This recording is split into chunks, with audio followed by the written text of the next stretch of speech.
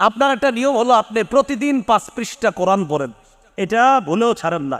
প্রতিদিন আপনি মানে যত ব্যস্ততা থাক 5 পৃষ্ঠা কোরআন পড়া, এটা আপনার আলাদা একটা বৈশিষ্ট্য। আপনার মেয়ের বিয়ে, ওই দিনও আপনি 5 পৃষ্ঠা কোরআন ছাড়েন নাই।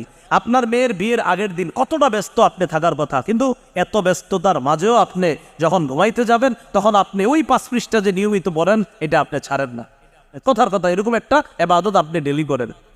অথবা আপনার অভ্যাস প্রতিদিন মাগরিবের পরে 20 মিনিট জিকির করা। এই অভ্যাসটা মানুষ দেখছে হয়তো বা দেখে নাই, মানে আপনি একটা পার্সোনাল ইবাদত জিকির করেন, এটা কেউ জানে না। তো সেই জিকিরটা আপনি মসজিদেও করতে পারেন, বাসায়ও করতে পারেন। ঘটনাচক্রে একদিন আপনি অসুস্থ হয়ে গেছেন, অসুস্থ হওয়ার পরে চাইলেও সেদিন ওই 5 পৃষ্ঠা পড়তে পারতেছেন না, আর ওই পার্সোনাল একটা জিকির যে ছিল আপনার ওইটাও পড়তে পারতেছেন না, অসুস্থ হয়ে গেছেন। অসুস্থ হয়ে আল্লাহর পক্ষ থেকে আপনার সাথে নিয়োজিত যে ফেরেশতা, ওই ফেরেশতাকে বলা হয় কিলালিল মালাকিল